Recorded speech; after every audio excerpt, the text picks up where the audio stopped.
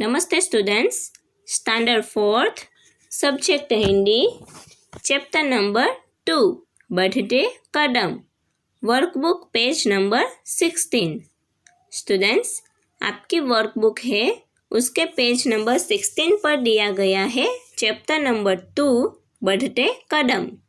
Students, उसमें हमें सीखना है कि हिंदी वर्णमाला को अंग्रेजी में कैसे लिखते हैं और जो हिंदी के सेंटेंस जो वाक्य होते हैं उनको अंग्रेजी में कैसे लिखते हैं उसको हम अच्छे से समझेंगे और सीखेंगे।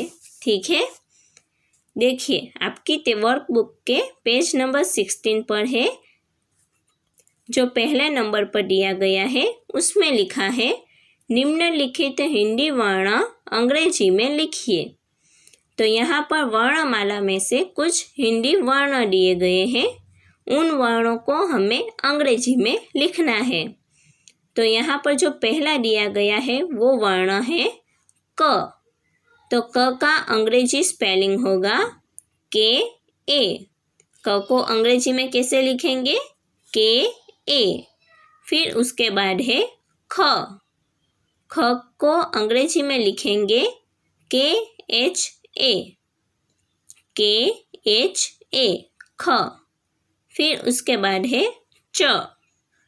च को अंग्रेजी में हम लिखेंगे C H A. C H A, च। फिर नेक्स्ट है ज। ज का अंग्रेजी स्पेलिंग होगा जे ए। जे ए। फिर नेक्स्ट है ई। ई का अंग्रेजी स्पेलिंग होगा आई। ई का अंग्रेजी स्पेलिंग होगा आई। फिर नेक्स्ट है ज। ज के लिए अंग्रेजी में दो अलग अलग स्पेलिंग दिए गए हैं। ज का स्पेलिंग होगा जे एच ए और Z A. J H A और जेड ए। ज के लिए दो स्पेलिंग होगा। फिर है फ। फ के लिए भी ऐसे अंग्रेजी में दो स्पेलिंग ही दिए गए हैं। फ का स्पेलिंग होगा पी एच ए और F A. P H A और एफ ए। उसके बाद है अण। अण का स्पेलिंग होगा N A. N A. Next ब। B A. B A. Next भ। भ का अंग्रेजी spelling B H A. B H A. Next ल। ल का अंग्रेजी में स्पेलिंग होगा एल ए। L A. उ। उ का अंग्रेजी में स्पेलिंग होगा यू। उ का अंग्रेजी में स्पेलिंग होगा यू। नेक्स्ट अ। अ का अंग्रेजी में स्पेलिंग होगा ए। अ का अंग्रेजी में स्पेलिंग होगा ए। नेक्स्ट ड। ड का अंग्रेजी में स्पेलिंग होगा D A. D A. Next A. A का अंग्रेजी में स्पेलिंग होगा ई। ए का अंग्रेजी में स्पेलिंग होगा ई। तो यहाँ पर ऐसे जो हिंदी वर्ण दिए गए हैं उसको हम अंग्रेजी में ऐसे लिखेंगे। ठीक है, फिर देखिए दूसरे नंबर पर जो दिया गया है उसमें लिखा है यह है। उसके लिए स्पेलिंग भी दिया है दिस इज।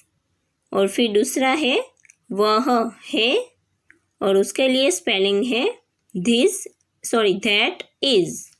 तो यहाँ पर हमें दिस इज और दैट इज उसको लेकर सेंटेंस बनाना है। यानी कि यह को अंग्रेजी में दिस कहा जाता है और वह को अंग्रेजी में दैट कहा जाता है और है को है उसको अंग्रेजी में इज कहा जाता है। ठीक है, तो इस तरह हमें हिंदी वाक्य को अंग्रेजी में लिखना है। फिर यह का उपयोग मतलब कि दिस कहाँ पर यूज़ होता है। यह यानी कि जो हमारे नज़दीक कोई भी चीज़ होती है उसको हम दिखाकर जो कहते हैं उसे कहते हैं यह। और जो हमसे दूर होता है और जिसको हम उंगली दिखाकर बताते हैं उसे कहा जाता है वह। तो इस तरह हमें यह वह उसको लेकर वाक्य बनाने हैं और फिर उनको अंग्रेजी के साथ लिखना है। अंग्रेजी सेंटेंस बनाकर उनको लिखना है। ठीक है, तो देखिए यहाँ पर जो पहला चित्र है वो है पतंग का। तो यहाँ पर वाक्य लिखा है हिंदी में, यह पतंग है, यह पतंग है।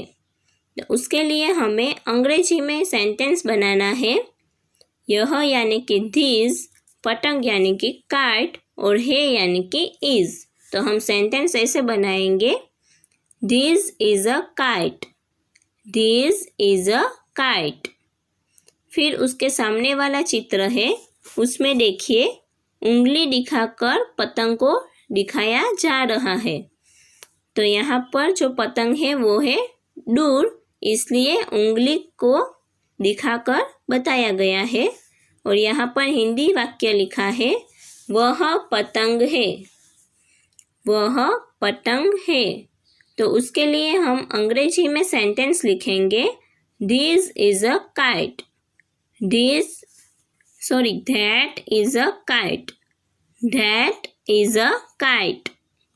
वह पतंग है, that is a kite। फिर नेक्स्ट है, यह पुस्तक है, यह पुस्तक है।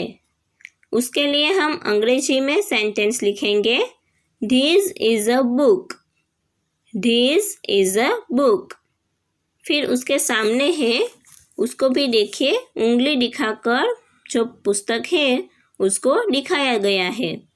और यहाँ पर जो हिंदी वाक्य है वो भी लिखा है, वह पुस्तक है, वह पुस्तक है। तो उसके लिए हम अंग्रेजी में सेंटेंस लिखेंगे, that is a book, that is a book। फिर नेक्स्ट है, यह घोड़ा है, यह घोड़ा है। उसके लिए अंग्रेजी में सेंटेंस होगा, this is a horse, this is a horse।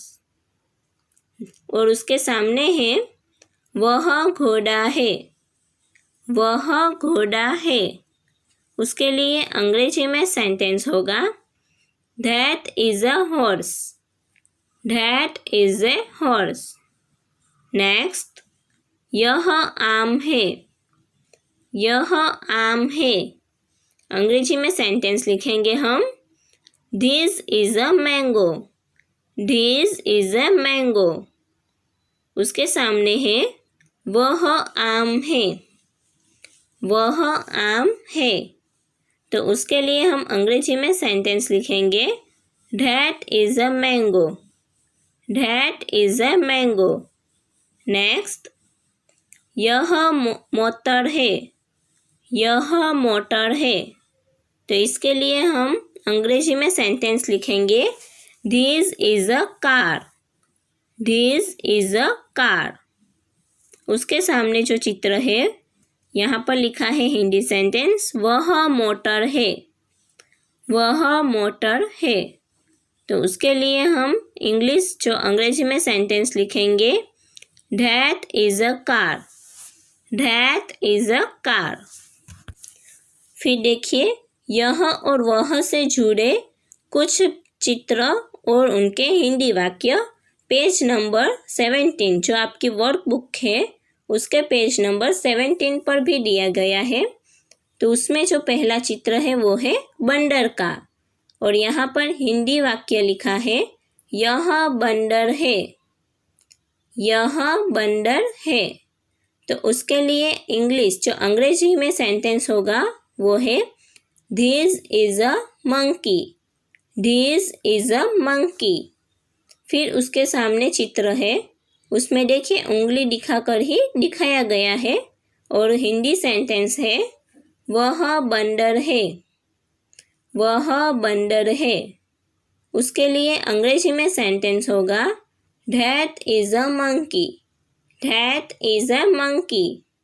फिर नेक्स्ट है यह डाकिया है, यह डाकिया है। तो उसके लिए अंग्रेजी में सेंटेंस होगा this is a postman, this is a postman. फिर उसके सामने है वह डाकिया है, वह डाकिया है। तो उसके लिए अंग्रेजी में सेंटेंस होगा that is a postman, that is a postman. तो स्टूडेंट्स इस तरह आपको यह के साथ यह है उसके साथ दिस इज और वह है उसके साथ दैट इज उनको यूज़ कर कर इंग्लिश सेंटेंस बनाने हैं और फिर आपको लिखना है। Okay, thank you.